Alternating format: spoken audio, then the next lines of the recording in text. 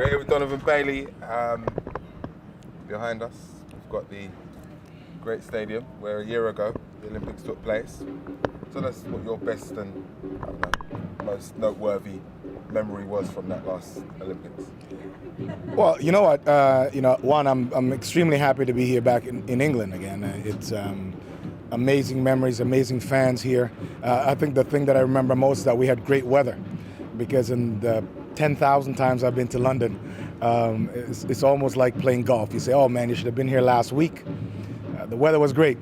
Today's raining. However, there was amazing performance. I'm a sprinter, so clearly I'm gonna talk about Usain Bolt and incredible things that he did and what the relay teams did.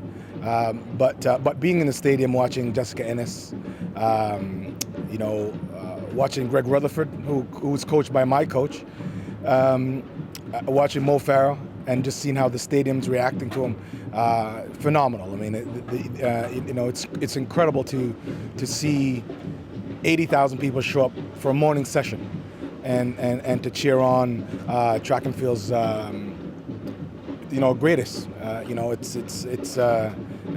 Clearly the UK is the epicenter of track and field in the world, because what we have is English-speaking fans and track's number one. So I love it. I love it here. A year later, we've obviously got a full schedule for this weekend's track and field. I mean, what are you looking forward to tonight? We've got the 100 metres at 10 o'clock. Obviously, you're going to say that some of the big names running, but what else are you looking forward to? Listen, you know what?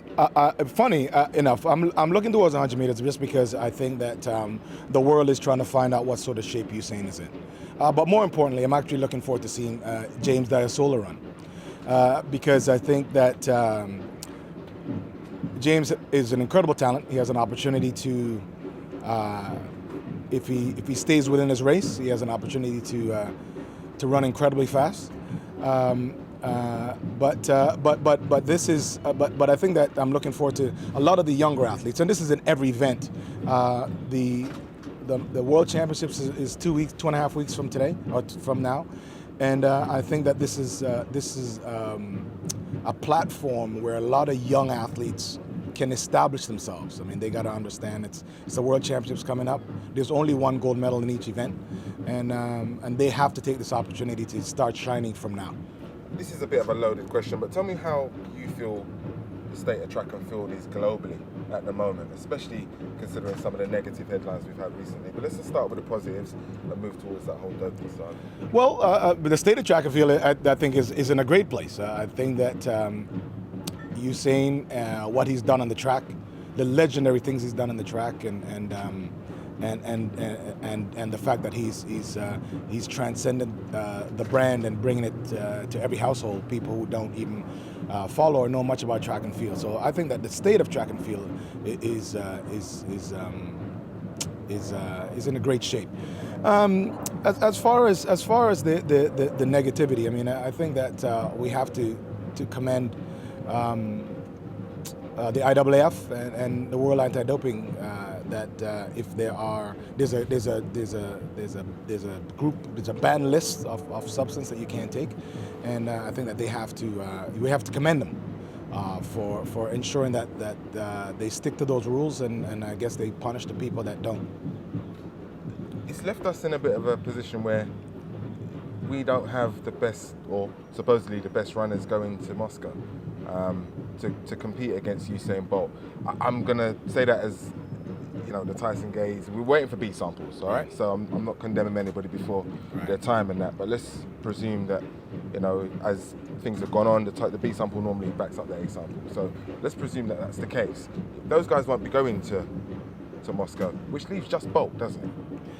Who's going to challenge him? Well, the situation is, Usain's in a league by himself. When he's at his best, there's no one even close. So that's number one. Osafo was never going to be competing in the 100-meter flat, so that's number two. And Tyson has admit guilt, saying that he didn't. Someone he trusted violated. Someone violated his trust, which is sad because unfortunately, one of the things that you think about is that the two main stars, Tyson and Asafa, these are, very likable guys. I like them. I really do. Veteran of the sport, nice guys, and have done some incredible things on the track.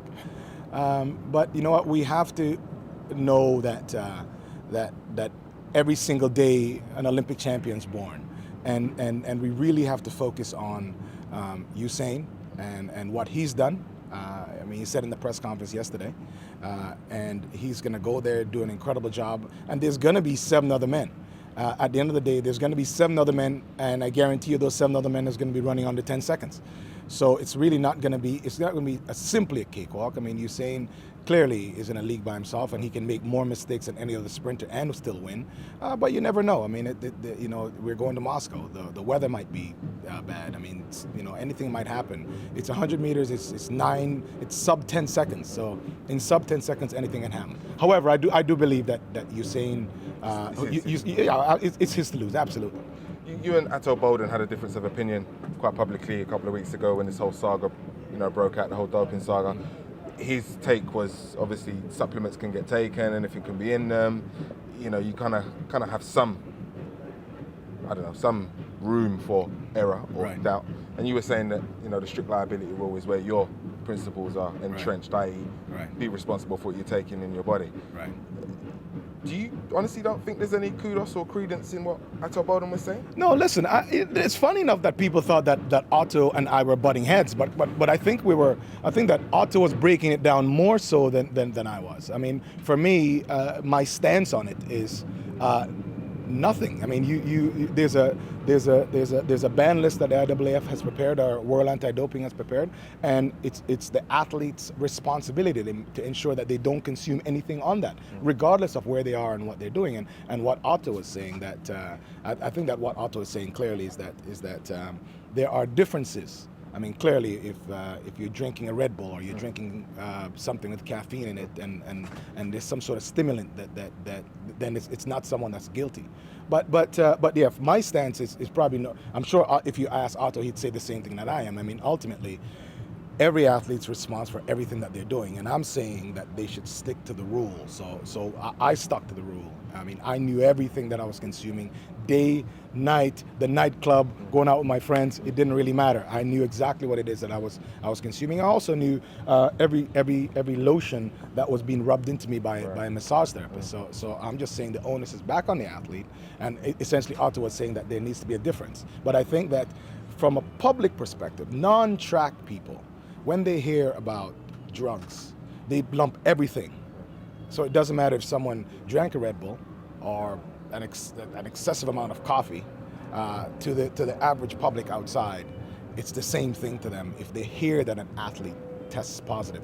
And what we're trying to eradicate clearly is that we'll have no athletes that will test positive, because regardless of what the news is, if it's negative news, it's going to make headlines for the wrong reason. Tell me a little bit about your rivalry back in the day with the likes of Michael Johnson, stuff like that. we missed that because we don't have that now. And this is what I was talking about with you saying walking away with it in Moscow. Right. There's no one's going to get under his skin. No one's going to talk in that way like it can be, because what Michael was doing was phenomenal, but you didn't care. Right. You still brought it. Well, no. Tell me about that rivalry. I'm gonna make it very clear. Michael and I have never had a rivalry. Okay. Michael's never beaten me. So you need to have. So in order to have a rivalry, you need to have. I think that Michael. I think we ran 200 meters and it was a training session for me. So I jogged the first 100 meters and I ran like 20.3, and I think he won that. But all the other 100 meters that Michael and I have ever been involving, it's never been a competition, and neither was the 150. But yeah, I love that. On the track, Linford and I had a rivalry. That's a rivalry. Frankie and I had a rivalry. Those are great, and we're friends. And that's one of the things that I see now, where these guys, they're friends, they're buddies. But we wanted to, when we were competing, we wanted to kill each other on the track. Mind you, you'd see the same group of guys. We would be out to dinner that night. But yeah, there was huge rivalry. It's different. It's a different fan. You know, it's just a different it's a different time. I mean, you know, these guys are social media, Facebook. I think the sport would benefit from that sort of thing, even with social media. Right. And another thing I wanted to ask, just before we close up on this interview, why did they dodge each other? Why don't they just race every race? Right. Well, that's one of the things that I enjoyed. I mean, I never dodged anyone, and if someone beat me, I was gonna come back and beat them. I mean, I understand athletes know their worth now, their commercial worth. So they know if they bring this race, like for Johan and you saying a race in it's the promoters who are benefiting from that as opposed to maybe the athlete. So they want to make sure that they receive some of that. Well, economically makes a lot of sense, but I think that for the fans, they want to see, they definitely want to see the showdown more than once a year. You know, I mean, listen, I enjoy that. I mean, that was something I love. I love to this day, and clearly I think that the athletes now